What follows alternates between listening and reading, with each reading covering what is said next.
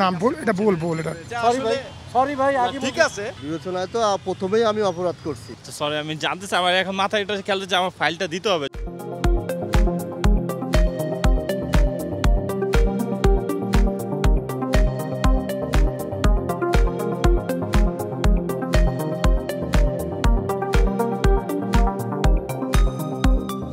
এটা ঠিক না, কারণ হলো এটা অন্যায়। এটা আসলে আমার ঠিক হয় না, যদিও এখানে আমার থেকে যাতে সবাই শিক্ষা পায় যে ফুটপাতে না আসাটাই বেটার। এটা আইন বহির্ভূত, এবং দ্বিতীয়ত এটা মানে যারা পথ চলাচল করে তাদের জন্য এটা রাখা হয়েছে। এটা কিন্তু মানে অন্যায়ভাবে তারা মানে এটা ব্যবহার করছে। আমরা মানে হাঁটতেছি কিন্তু আমাদের পিছন দিয়ে মানে আইসে মানে এমনভাবে মানে হর্ন বাজায় বা করে আমাদেরকে, যেটা মানে খুবই বিরক্তকর। আজ থেকে 20 বছর বা 25 বছর আগে আমরা যখন ঢাকা শহরে চলাফেরা করছি, তখন কিন্তু আপনার ওই যে চৌরাস্তায় ছিল গোল একটা চক্কর ছিল, সেখানে কিন্তু এরকম এখন যেভাবে ঘন্টার পর ঘন্টা দাঁড়িয়ে থাকা লাগে, এটা ছিল না।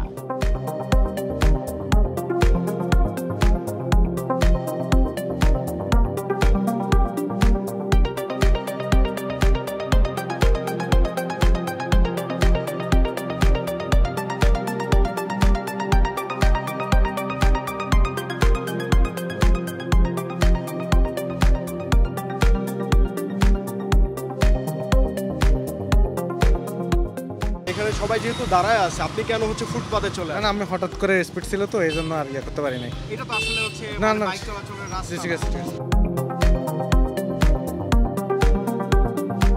না ভুল, এটা ভুল এটা। না ভুল।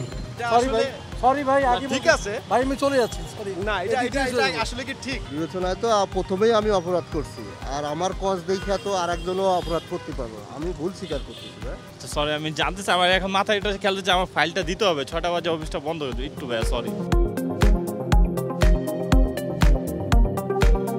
আমার টাকা গেলেও কিন্তু আমি চাই যে একটু তাড়াতাড়ি যাওয়ার জন্য, কিন্তু সেখানে আমি দেওয়া যায় মানে ওই যে তাড়াতাড়ি যাওয়ার জন্য আসলে মূলত ওই যে যেটা বলি আমরা ফুটওভারের, আমরা যারা নিজেরাও মানে অনেকে বলি, আমিও হয়তো মানে এরকম চাইবো যে হয়তো একটু তাড়াতাড়ি যাওয়ার জন্য ভাই এদিক দিয়ে উঠাই দেন। আসলে মূলত এটা ঠিক না।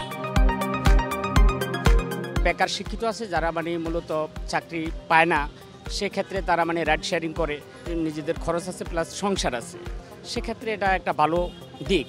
কিন্তু ভালো দিক হলো তার পাশাপাশি তারা খেয়াল করতে হবে যেন মানে এই বিশেষ করে মানুষ যেখানে চলাফেরা করে ফুটওভার এদিক দিয়ে যেন না উঠায়, এটা সচেতন থাকা দরকার। চাপ নাই।